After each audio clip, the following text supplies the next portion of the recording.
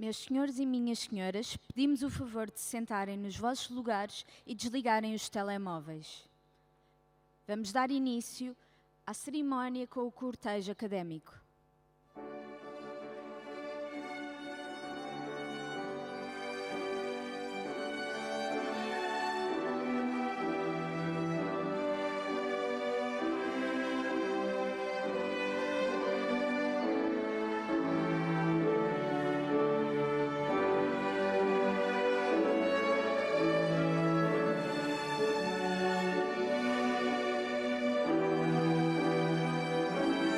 Da Universidade de Lisboa é transportada por Diogo da Mesquita, atleta do Clube de Rugby do Técnico.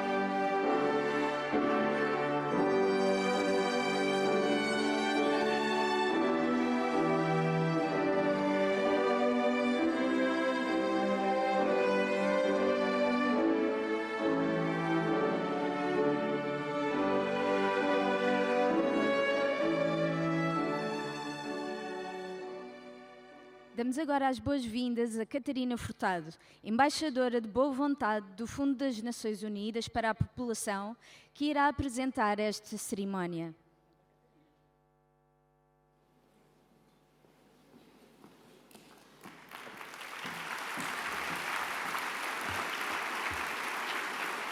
Muito bom dia a todos e a todas. Em nome de Sua Excelência o Presidente da República, Professor Dr. Marcelo Rebelo de Sousa, está aberta a cerimónia de atribuição do grau de Doutor Honoris Causa ao Sr. Engenheiro António Guterres.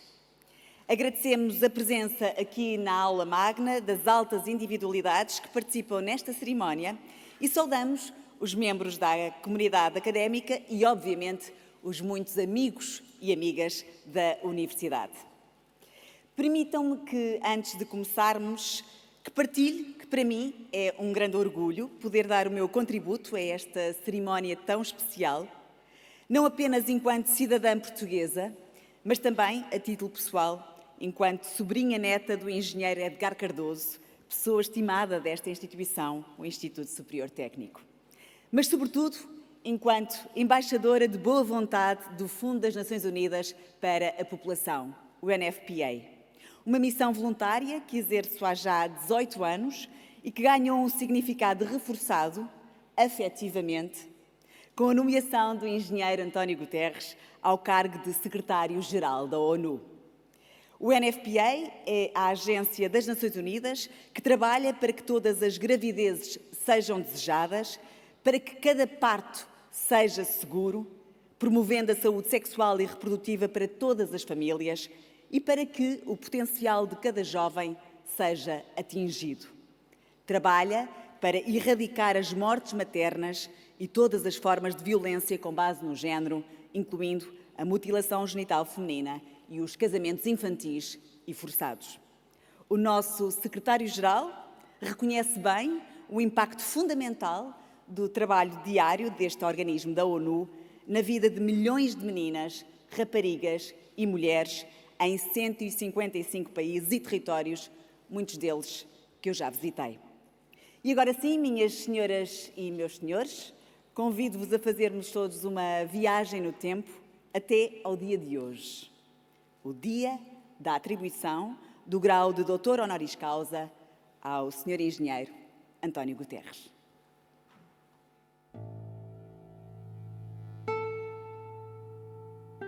Já com o rótulo de gênio, António Guterres chega ao técnico em 1965. Entra com uma média de 18 valores e à procura de alimentar o seu fascínio pela física. Rapidamente acabou por se encantar pela engenharia eletrotécnica, sedento de aprender mais. E ficámos a conhecer, em particular, porque o professor dessa primeira aula mencionou o facto que era distinto, que o António Guterres tinha sido o melhor aluno nos exames nacionais e ganhámos relações primeiro como colegas e mais tarde relações de amizade profunda. Rápido no raciocínio, audaz, mestre na oratória, não conseguia nem queria passar despercebido. O técnico ia também marcando o seu percurso, a sua evolução. Era a melhor amiga da irmã dele. Por diversas razões, acabava por estar bastante tempo em casa dos pais dele. Eu tive mais convívio com ele exatamente na altura em que ele era aluno aqui do técnico. E ele sempre transmitiu que gostava muito do técnico, portanto o técnico era bestial. Ainda estudante, Guterres liderou o Centro de Ação Social Universitária, fazendo voluntariado nos bairros mais vulneráveis da cidade de Lisboa e prestou também apoio às vítimas das cheias de 1967.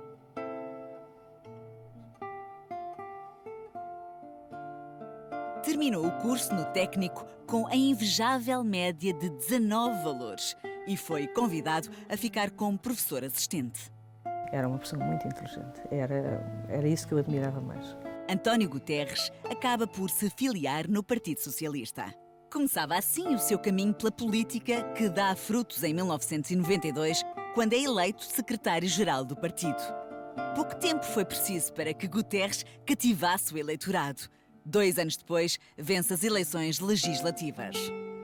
Enquanto primeiro-ministro, foi um grande impulsionador da ciência e da tecnologia, recrutando para comandar a pasta um ministro com a mesma visão.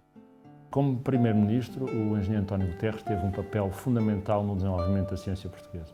Foi com ele que o professor Mariano Gago foi, mais que uma vez, aliás, ministro da Ciência e Tecnologia e deixou uma marca permanente, uma marca profunda no sistema científico português e, portanto, de uma forma muito direta também, o engenheiro António Guterres é também responsável pelo enorme desenvolvimento que a ciência teve em Portugal nas últimas décadas. Ainda enquanto primeiro-ministro, Guterres brilhou na política externa. Foi com ele que foi aprovada a Estratégia de Lisboa, que Portugal entrou no euro e foi também tantas vezes a voz de Timor. O reconhecimento internacional da independência do país deve-se, e muito, à força destemida e à paixão com que António Guterres levantou essa bandeira. Depois de algum tempo afastado da vida política, em 2005, Guterres é escolhido como Alto Comissário das Nações Unidas para os Refugiados, cumprindo assim um sonho pessoal. Durante 10 anos, apelou à solidariedade e ao humanismo nos corredores da diplomacia. Apesar da satisfação que o cargo lhe trazia, Guterres não se recandidatou. Era a altura de abraçar desafios mais altos. O António Guterres é um engenheiro. É um engenheiro de nível superior, um engenheiro que está comprometido, como qualquer engenheiro, em conseguir mobilizar as suas capacidades e os recursos que há para criar condições para nós vivermos melhor no mundo. Em 2016, candidata-se a secretário-geral das Nações Unidas e vence. Ocupa hoje um dos mais importantes cargos políticos e diplomáticos do mundo.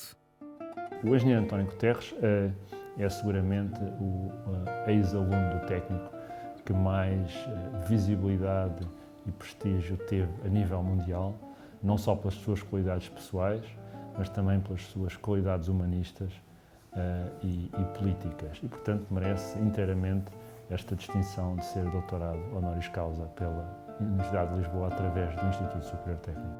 Não serão estas razões mais do que suficientes para estarmos aqui hoje?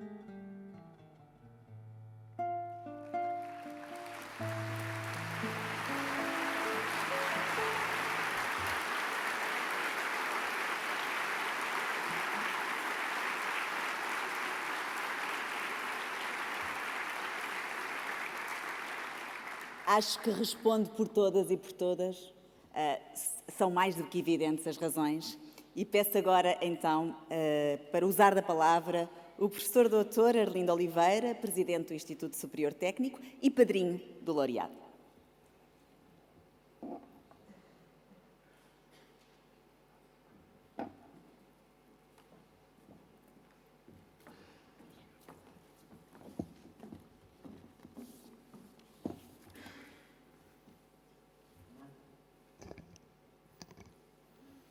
Senhor Presidente da República, professor Marcelo Rebelo de Sousa, magnífico reitor da Universidade de Lisboa, professor António Cruz Serra, Senhora Presidente do Conselho Geral da Universidade de Lisboa, doutora Leonor Beleza, Senhor Engenheiro António Guterres, Secretário-Geral das Nações Unidas, hoje aqui muito justamente homenageado, Senhor Presidente da Assembleia da República, doutor Eduardo Ferro Rodrigues, Senhor Primeiro-Ministro, doutor António Costa, Senhor Presidente da Câmara Municipal de Lisboa, doutor Fernando Medina, Senhor Presidente, doutor Jorge Sampaio, Senhores Conselheiros, Presidentes dos Tribunais Superiores aqui presentes, Senhora Procuradora-Geral da República, Senhora Provedora da Justiça, Doutora Assunção Cristas, Senhores Ministros, Senhores Secretários de Estado, Senhores Embaixadores, Senhores Reitores de outras universidades portuguesas e estrangeiras aqui presentes, Senhores Vice-Reitores da Universidade de Lisboa e de outras universidades, Senhores Membros do Conselho Geral da Universidade de Lisboa, Senhores Presidentes e Membros dos Conselhos de Escola,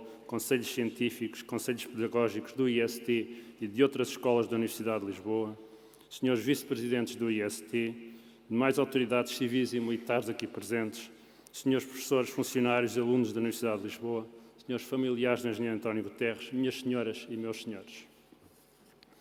Cabe-me a mim a difícil tarefa de fazer o elogio de António Guterres na qualidade de padrinho e proponente desta distinção.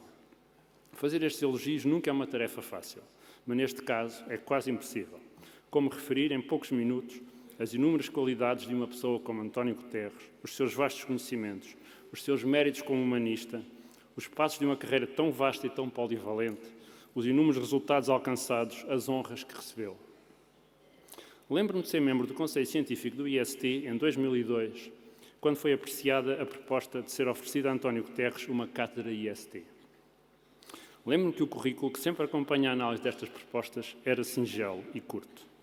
Não consegui achar, 15 anos depois, o documento em questão, devido a problemas tecnológicos. Na altura, eu era o único que levava um laptop para as reuniões do Conselho Científico, uma prática, aliás, bastante criticada. Lembro-me, porém, que tinha basicamente 3 parágrafos este currículo.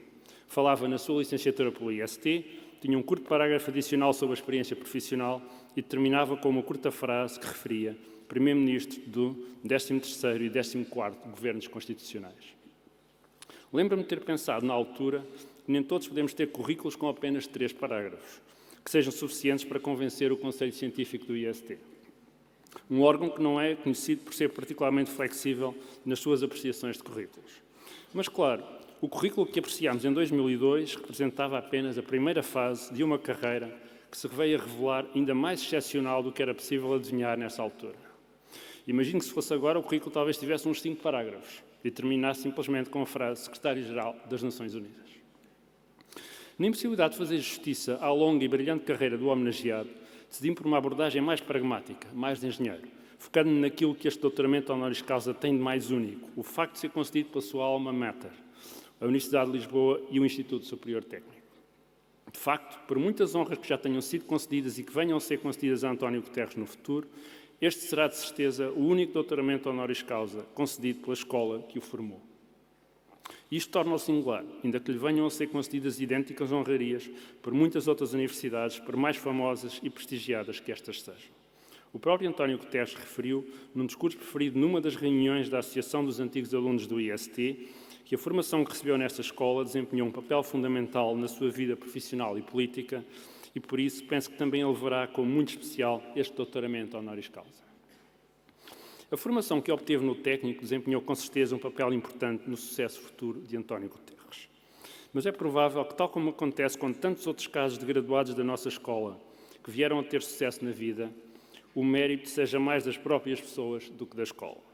É verdade que o técnico é uma escola de vida e que a cultura de exigência que o caracteriza faz com que acabar o curso seja uma prova de fogo à qual apenas os mais capazes resistem.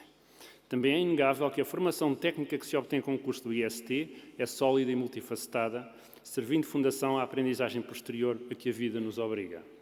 Mas também é verdade que, desde a sua criação há mais de um século, o IST teve o condão de atrair os melhores e mais talentosos alunos do país.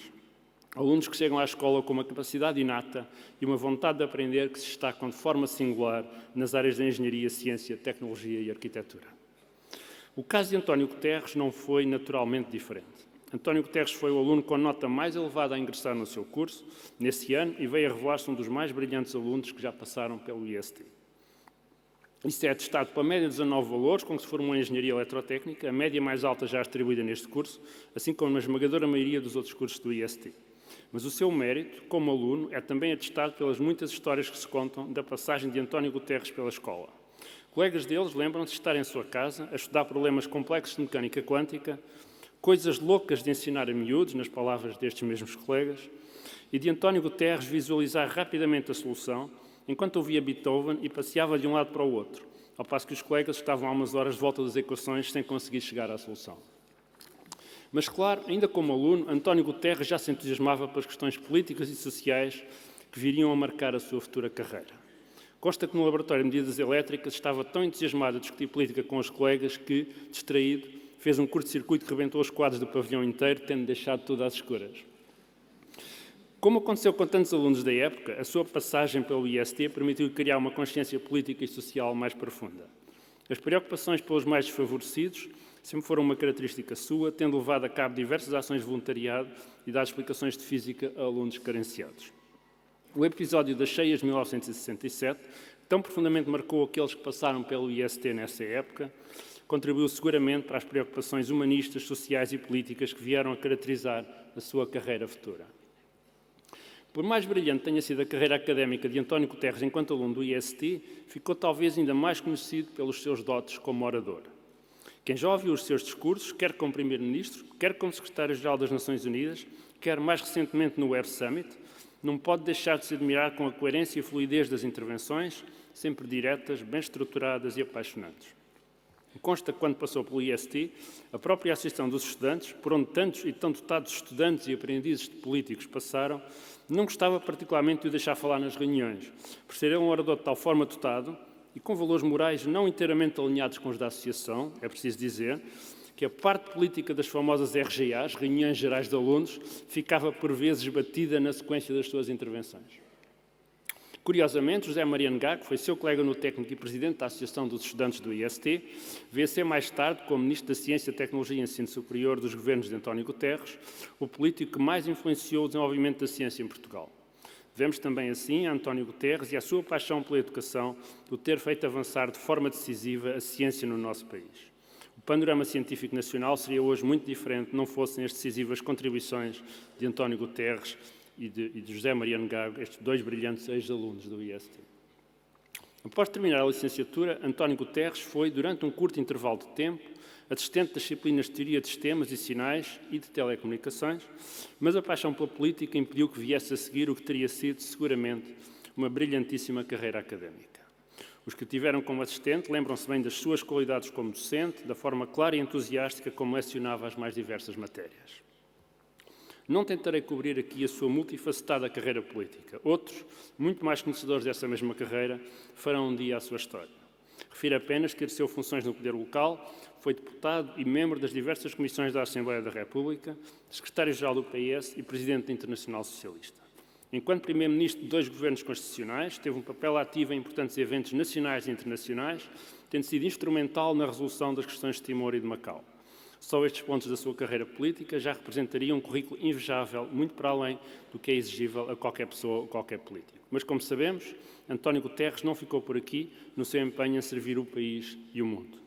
Demonstrando uma rara humildade em pessoas que já exerceram tão altos cargos e uma vontade de partilhar os seus conhecimentos com os jovens, António Guterres voltou ao IST com uma cátedra convidada à qual já me referi anteriormente.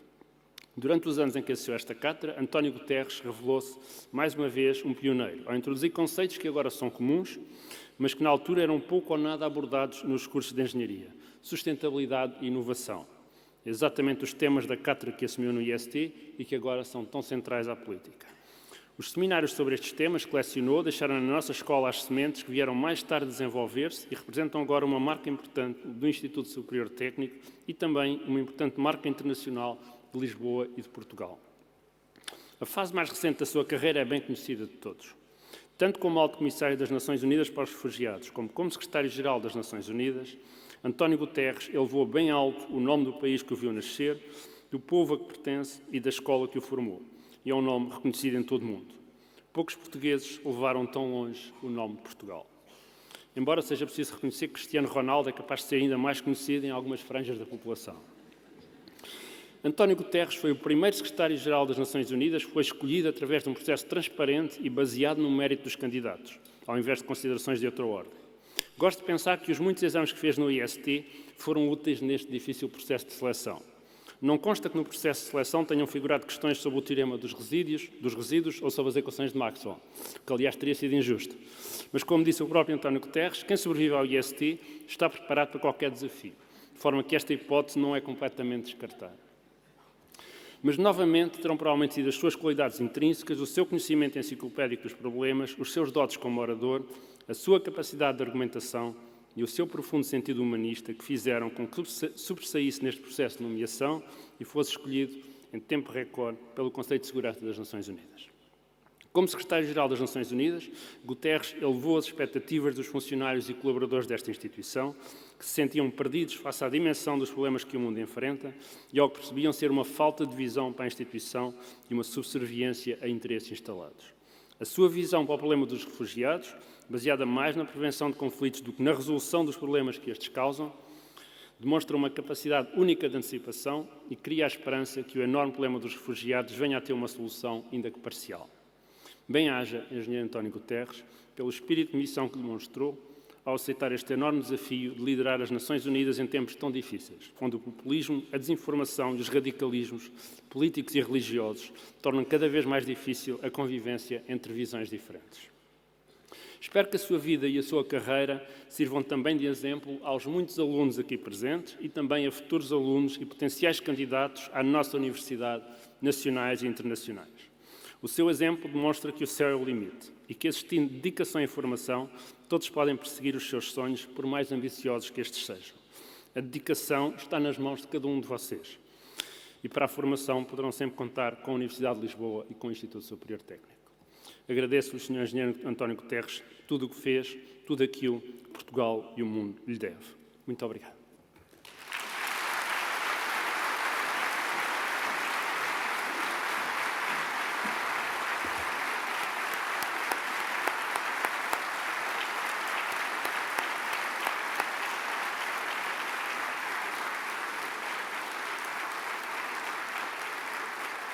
Muito obrigada, professor Arlindo Oliveira. Belo discurso. Passamos então agora à outorga das insígnias de doutor honoris causa ao Sr. Engenheiro António Guterres.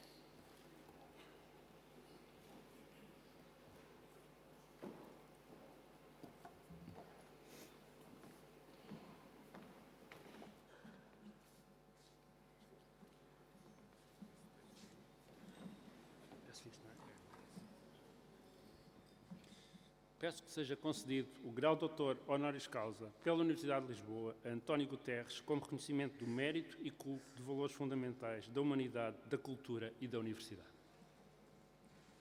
Eu, António Manuel da Cruz Serra, reitor da Universidade de Lisboa, declaro doutor honoris causa pela nossa universidade, o engenheiro António Guterres.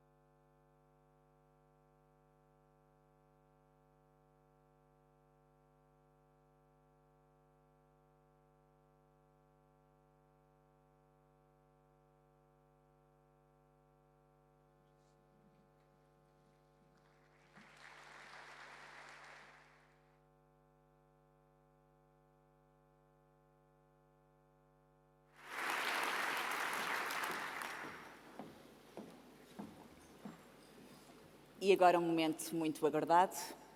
Passamos então a palavra ao Dr. António Guterres.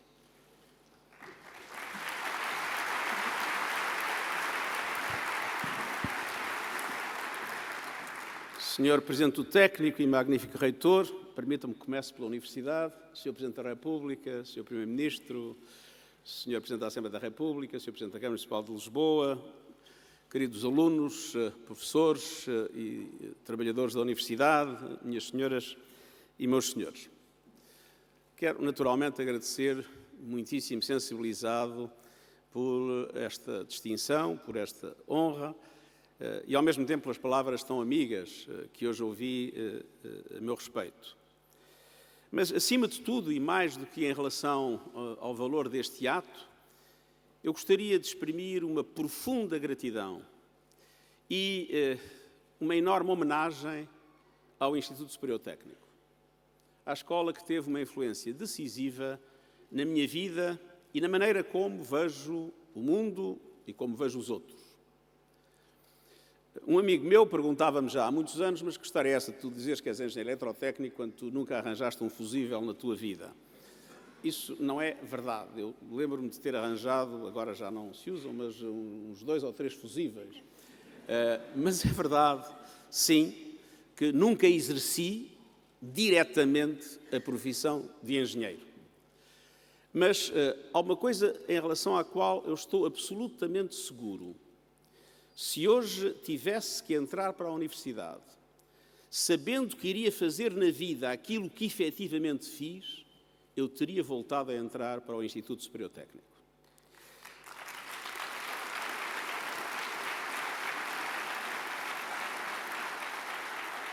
Porque o que fundamentalmente hoje interessa nas universidades, como nos sistemas educativos em geral, não é tanto o tipo de coisas que aí se aprende, mas é a possibilidade de aí se aprender a aprender. E é bom que, no momento em que a inteligência artificial faz tudo para que as máquinas aprendam a aprender, que nós, seres humanos, tudo façamos e que qualquer reforma educativa tenha como ideia central ajudar-nos a aprender para podermos enfrentar os desafios de um mundo que está em constante mutação. Eu tenho 3 netas com menos de 10 anos. Não faço a menor ideia do que é que elas farão quando tiverem a minha idade, nem sequer faço a menor ideia de como será o mundo nessa altura. Mas há uma coisa que sei, é que o seu êxito dependerá essencialmente da capacidade que as oportunidades de educação que vão ter, da capacidade que lhes derem para serem capazes de se adaptar à mudança, de desenvolver novas formas de intervenção na sociedade, novas atividades profissionais, porque seguramente os conteúdos concretos que vão ter nas escolas que frequentarem vão estar completamente ultrapassados quando exercerem as suas atividades profissionais ou outras formas de intervenção na sociedade. E nisso o técnico era e é exemplar. Eu, quando entrei para o técnico, queria ser investigador em física. Era o sonho da minha infância e da minha primeira juventude. A verdade é que fui ainda monitor de física, dei ainda aulas teóricas de física e a física continua a ser a maior sedução intelectual da minha vida. Mas a verdade é que no técnico, graças à enorme qualidade do ensino de matemática e de física, matemática com o seu rigor e com a sua capacidade dedutiva, física com a sua perspectiva mais indutiva e desenvolvimento da intuição, tiveram um papel absolutamente decisivos na minha própria formação e na minha própria capacidade de olhar para o mundo, para as coisas e para os problemas e de encontrar solução para esses mesmos problemas. Não tenho a menor dúvida de que essa foi a melhor preparação que eu poderia ter tido para tudo aquilo que depois fiz na vida. Mas o técnico não foi apenas essa formação. O técnico foi também, e na altura escola com uma vida vibrante nas atividades extracurriculares, o técnico foi também uma escola de vida da maior importância, através das oportunidades que me proporcionou para mergulhar na realidade social, económica e política do país, e nomeadamente nas atividades, que foram, aliás, referidas, em vários bairros de Lata de Lisboa, à frente do Centro de Ação Social Universitário. E houve aí um choque profundo sobre a pobreza, a miséria, as injustiças da nossa sociedade, e esse choque veio a ter uma influência decisiva na minha própria vocação e veio a ser a causa da minha traição ao Instituto Superior Técnico.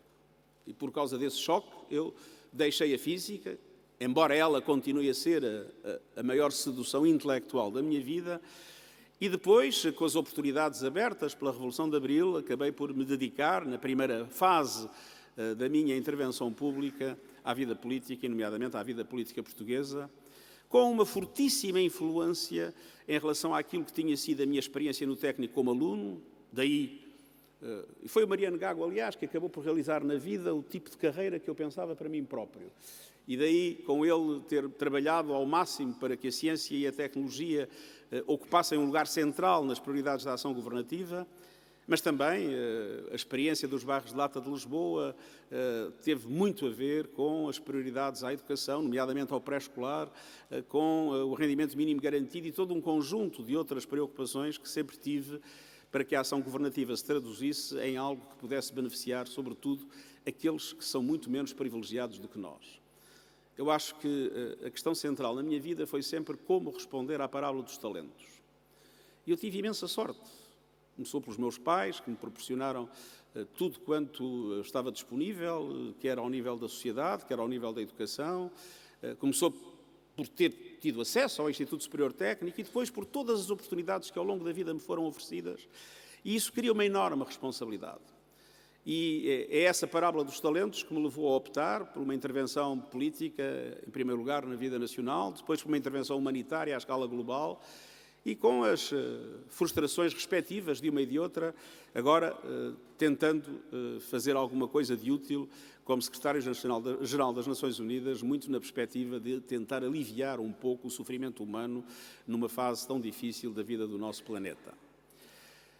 Mas recordo que a generosidade do técnico foi tal que, no momento em que eu decidi pôr fim à minha vida política portuguesa, na fase em que considerei que não tinha mais a capacidade de concretizar o projeto em que acreditava, e acho que é fundamental todos termos a noção de que a política só faz sentido para concretizar um projeto e um projeto em que acreditemos. O poder só faz sentido como serviço. O poder pelo poder não tem qualquer justificação, embora por vezes isso também não seja facilmente compreendido, mas no momento em que eu decidi que, de facto, não tinha condições para aplicar o projeto em que acreditava e deixei a vida política portuguesa, foi o técnico que me abriu as suas portas.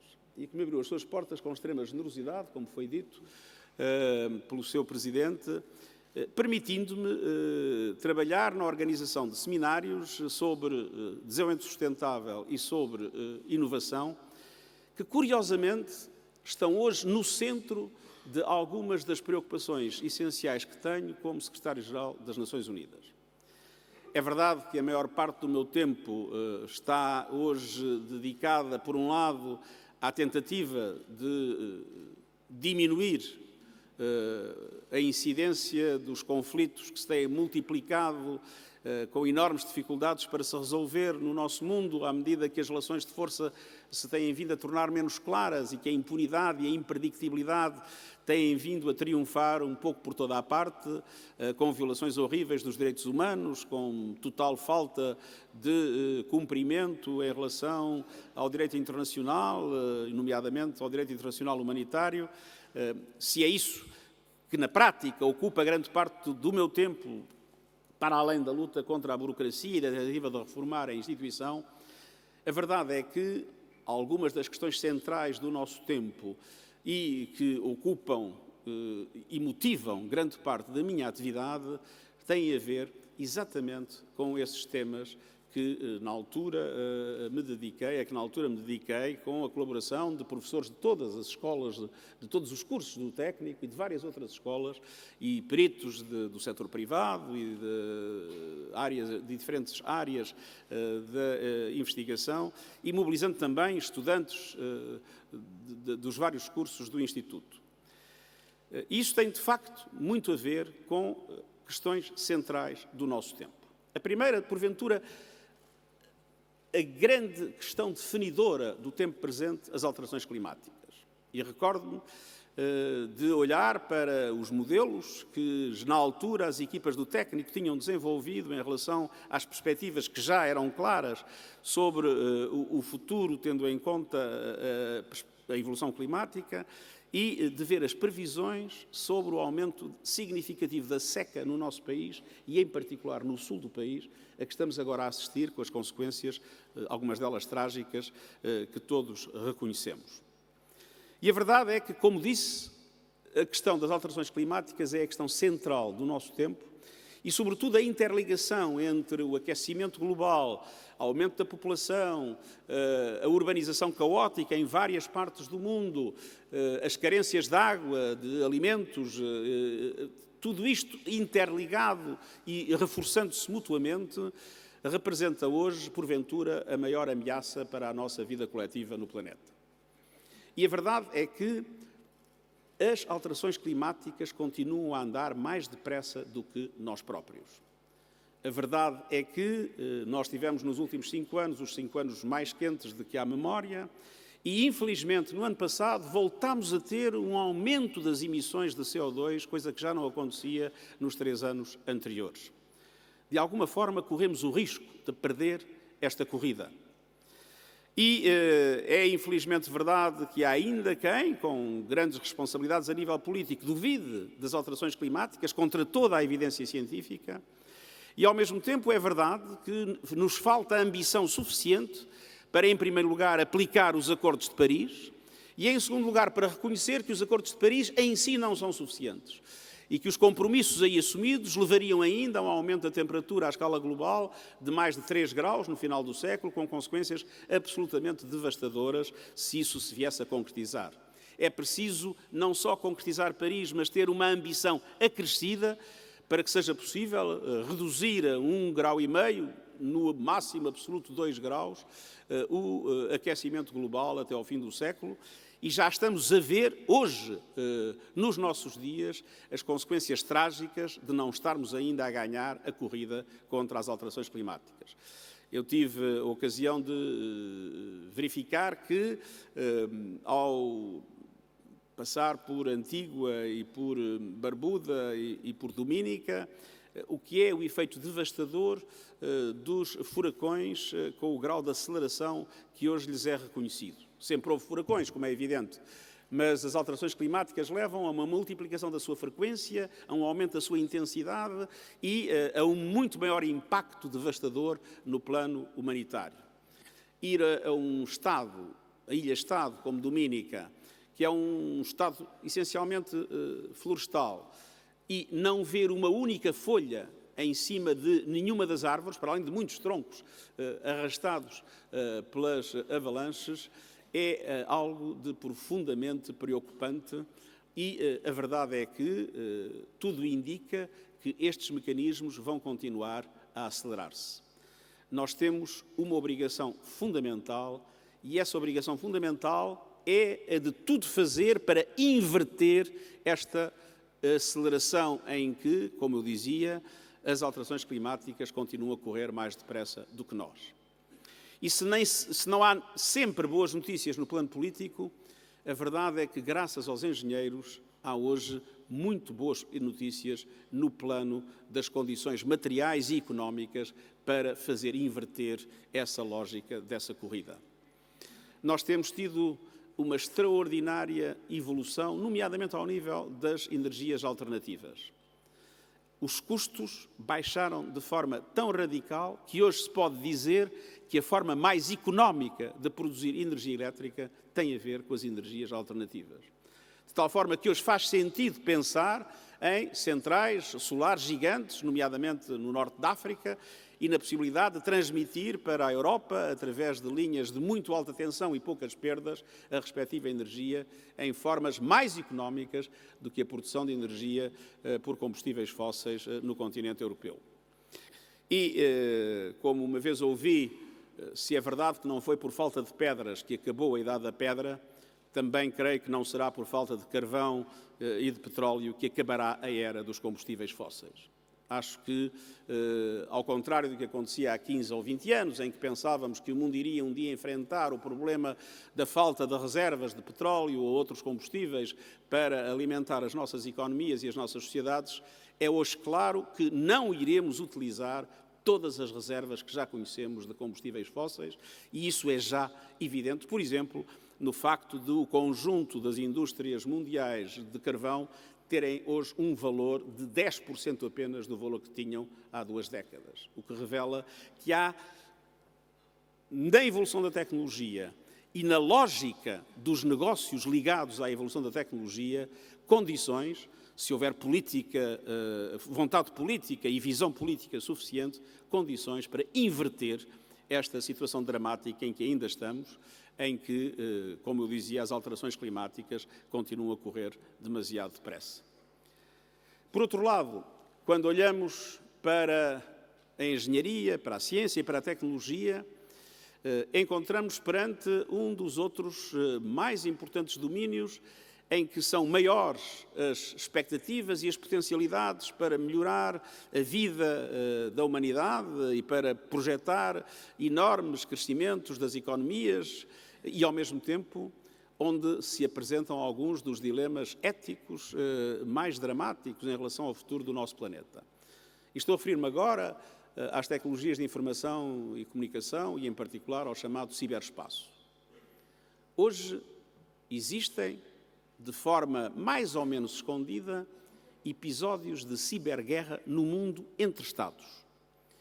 E, pior do que isso, não há nenhum esquema regulatório em relação a esse tipo de guerra. As convenções de Genebra, o direito internacional humanitário, não é claro como se aplicam à ciberguerra. E eu estou absolutamente convencido que, ao contrário do passado, e lembro-me das batalhas da Primeira ou da Segunda Guerra Mundial, que começavam sempre com grandes barragens de artilharia, depois das guerras do Golfo, em que tudo começava sempre com maciços bombardeamentos aéreos ou com mísseis de cruzeiro, estou absolutamente convencido que a próxima guerra entre dois Estados vai ser antecedida por um maciço ataque, ciberataque, com o objetivo de destruir as capacidades militares, sobretudo de comando, controle, de comunicação do inimigo e de paralisar as suas próprias infraestruturas básicas, como, por exemplo, as redes elétricas. E, no entanto, sabendo nós isto, encontramos completamente despojados dos mecanismos regulatórios necessários para garantir que esse novo tipo de guerra obedeça àquele progressivo desenvolvimento de leis da guerra para garantir um caráter mais humano àquilo que é sempre uma tragédia de proporções extraordinariamente dramáticas. Mas não é apenas a ciberguerra. Todos hoje têm como preocupação essencial, nas atividades económicas, nas atividades sociais, na vida política, na vida governativa, os problemas da cibersegurança. E aí vemos engenheiros, simultaneamente, procurando proteger-nos a todos nós, com ações extremamente meritórias, e vemos engenheiros sendo instrumentos de utilização das potencialidades destas tecnologias, quer por organizações de natureza criminosa, quer mesmo por organizações de natureza terrorista, na chamada Deep Web ou na chamada Dark Web. E esta é uma questão central que nos deve preocupar a todos, porque, uma vez mais, as formas de regulação tradicionais, quer feitas pelos Estados ou por convenções internacionais, dificilmente se podem aplicar aí. E em relação à chamada Internet das Coisas, ou Internet of Things, que no fundo tem a ver com todos os conteúdos e todas as operações que decorrem a nível da rede, nós verificamos que estamos hoje completamente desprovidos de quaisquer mecanismos regulatórios ou sequer de protocolos que definam algumas regras básicas para garantir que a internet seja um instrumento fundamentalmente ao serviço do bem. E esta é uma questão central que se põe hoje aos cientistas, se põe hoje aos engenheiros, com dilemas éticos extremamente importantes, como também acontece com a engenharia genética e com outras áreas da vida científica, em que, porventura, pela primeira vez na história, nos encontramos numa situação que tanto pode abrir extraordinárias oportunidades de melhoria das condições de vida no planeta, como pode constituir-se em ameaça existencial à nossa própria espécie.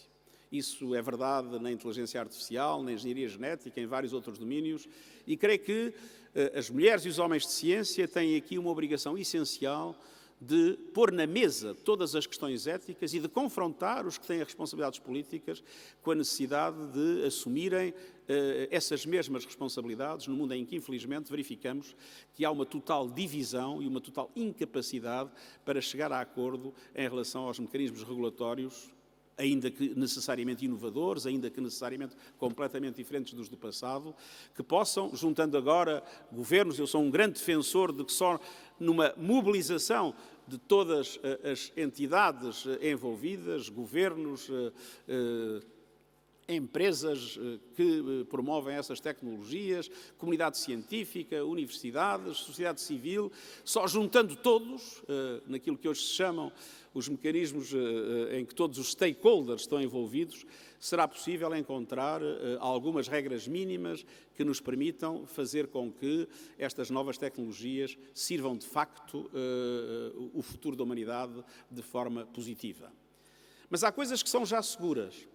Quando olhamos para a evolução da inteligência artificial, por exemplo, quando pensamos que muitas das profissões que hoje existem no mundo vão simplesmente desaparecer, diziam-me recentemente que nos Estados Unidos da América a profissão específica que tem maior número de trabalhadores é a de condutor de caminhões.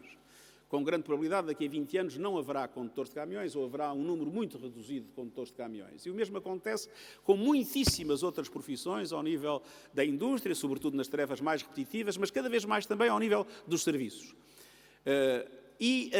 A verdade é que, quer ao nível das responsabilidades políticas à escala nacional, quer ao nível das organizações internacionais, há muito pouco uma discussão séria sobre a forma como nos devemos preparar para enfrentar os enormes desafios que essas transformações vão inevitavelmente causar nas nossas economias, nos nossos mercados de trabalho e nas nossas sociedades.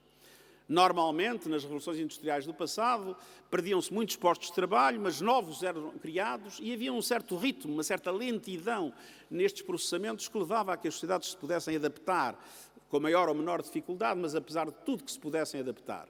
Nós vamos agora enfrentar uma aceleração extraordinária e não é sequer evidente que seja possível gerar o número de postos de trabalho equivalentes àqueles que se vão perder e seguramente eles corresponderão a formas de formação e a domínios do conhecimento de natureza muito diferenciada. O que quer dizer que os Estados têm que se preparar e as organizações internacionais têm que se preparar para investimentos maciços em relação aos sistemas educativos, aos sistemas científicos. Uma vez mais, o que conta não é o que se aprende, mas é o aprender a aprender, daí a importância do Instituto Superior Técnico também neste domínio, simultaneamente, teremos que nos preparar para alterações da nossa vida em sociedade que dificilmente hoje podemos prever. A relação entre o trabalho e o lazer, a forma como nos organizamos, a lógica de construção das empresas, tudo isso vai sofrer profundas mutações e temos que nos ir preparando para elas em vez de pura e simplesmente reagir a posteriori em relação aos choques que enfrentamos.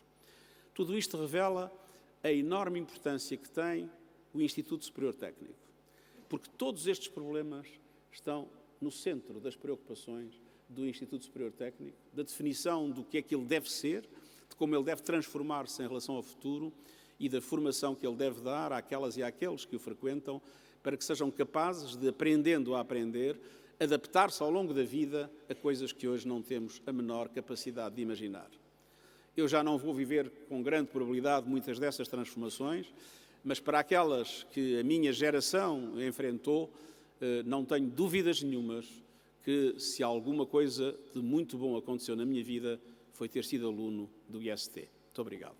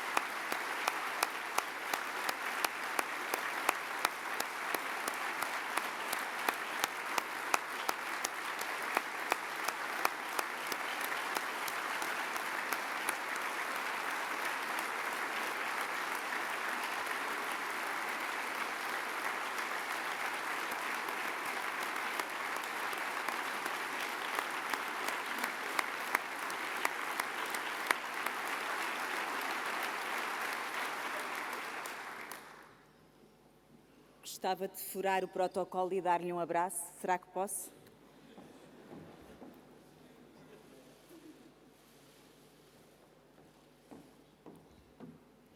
E agora convido Sua Excelência, o nosso Presidente da República, Professor Dr. Marcelo Rebelo de Sousa, a usar da palavra.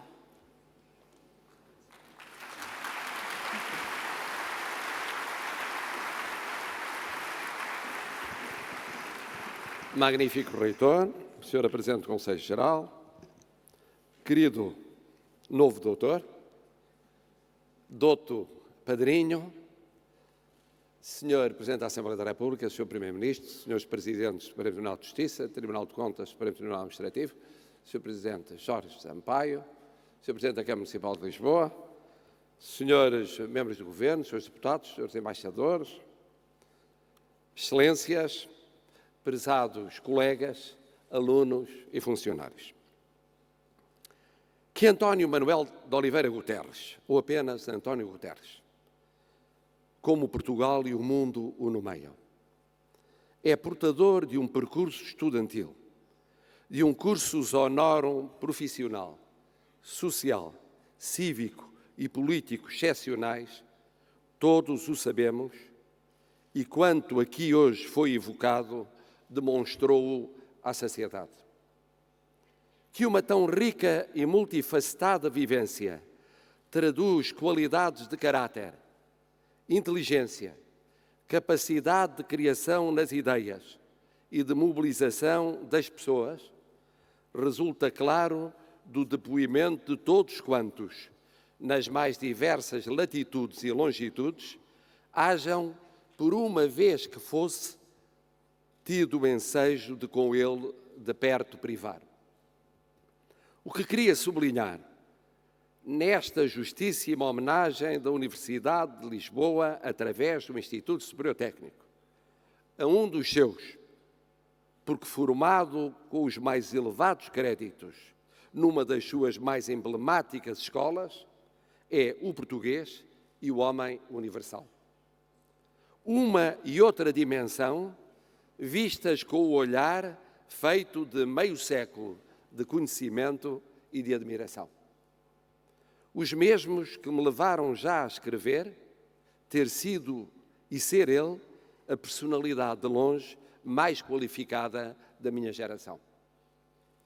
E ter podido acompanhar os consecutivos passos do universitário maduro, inventivo e socialmente empenhado, do líder de movimentos cívicos e de plataformas de diálogo e entendimentos, do governante nacional, porventura mais consensualmente amado desde sempre em democracia, para além das paixões de uns e das malquerenças de outros que rodearam tantos dos demais, e do expoente internacional capaz de a todos chegar e fazer chegar o seu testemunho.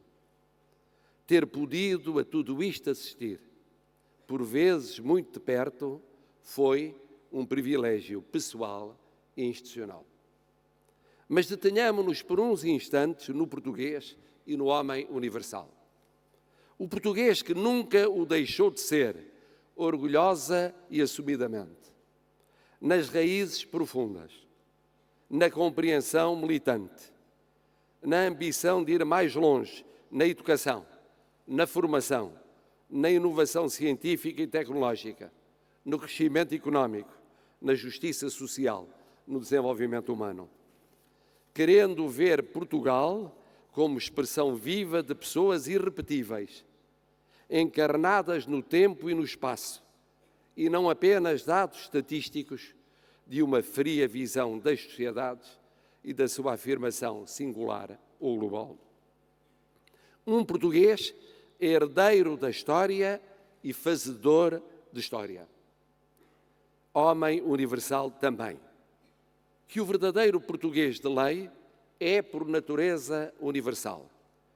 Pode ter nascido e morrido num recanto do nosso território físico, que nem por isso é menos universal do que os seus irmãos, que atravessaram oceanos, calcorrearam continentes, tocaram diferentes culturas e civilizações, descobriram novos céus e novas terras, expandiram o nosso território espiritual. Nós somos assim, universais, impenitentemente universais, incorrigivelmente universais. E ele é dos mais universais de todos nós. Sonhou um Portugal aberto ao universo. Lutou por um Portugal maior no universo. Constrói todos os dias um universo mais pacífico, mais fraterno, mais humano. Português ímpar enquanto português e enquanto universal. Como poderia esta universidade, que acolhe a instituição que o viu crescer nos primórdios de uma tal caminhada, ao serviço de Portugal e como homem universal, não o galardoar com merecida gratidão. Ela que, por essência, é visceralmente portuguesa e vocacionalmente universal, como poderia deixar de o tomar como exemplo da excelência dos valores que prossegue? Momento impressivo este, por conseguinte, na nossa vida e na vida da nossa universidade, tal como na vida da nossa pátria. Com júbilo o atesto, com a saudade sempre mitigada de uma amizade sem tempo, com a adesão emotiva do universitário à beira da jubilação e do cidadão de uma cidadania imprescritível, com o reconhecimento do Presidente da República em nome de todos os portugueses, que o mesmo é dizer em nome de Portugal.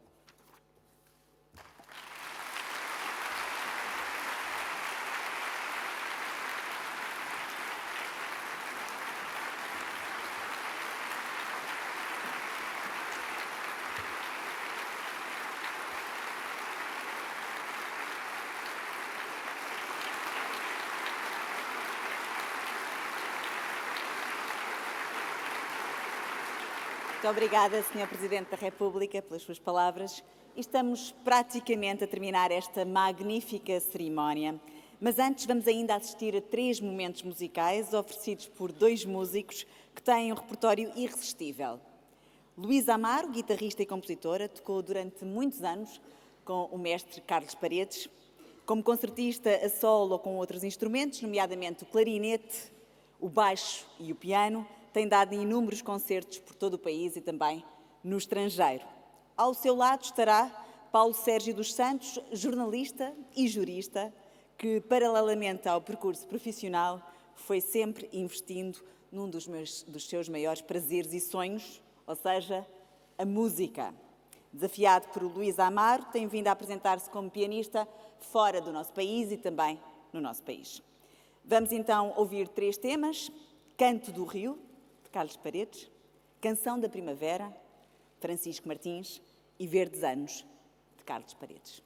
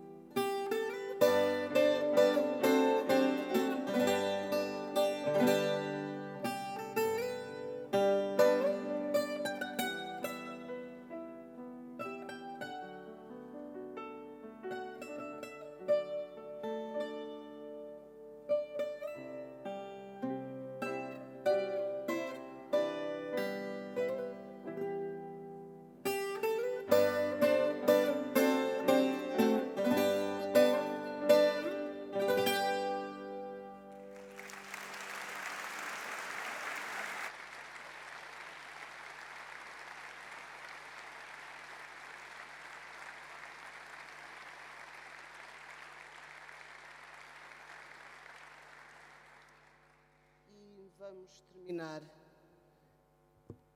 Este microfone. Vamos terminar com uma música emblemática, Os Verdes Anos, de Carlos Paredes. Se me é permitido, nós gostaríamos de felicitar o Sr. Engenheiro António Guterres por este momento, por aquilo que ele tenta e que há de conseguir fazer por todos nós, pelo universo, que bem precisamos de pessoas de boa vontade para transformar este mundo. O Carlos Paredes tentou com a guitarra e eu tenho fé que, com a presença deste homem português, alguma coisa consiga ser mudada. O pouco que for já é muito bom. Eu espero que, em vez de que nós vamos tocar os verdes anos, Sr. Engenheiro, que os verdes anos nas suas mãos sejam anos de esperança para todos nós. Muito obrigada.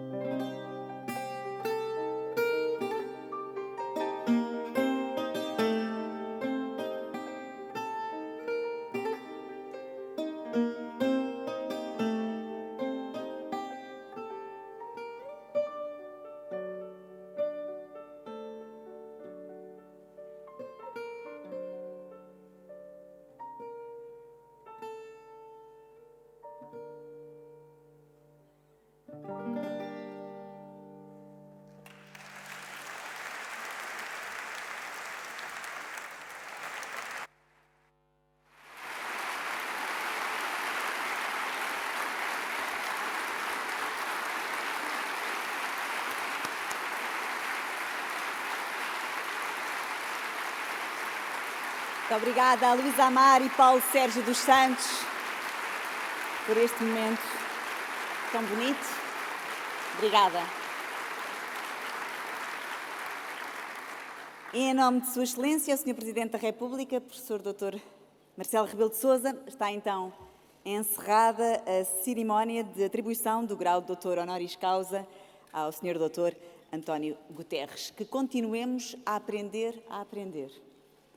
Muito bom dia a todos e a todas, um resto de dia feliz e convido a um porto de honra que irá ser oferecido no Salão Nobre. Muito obrigada.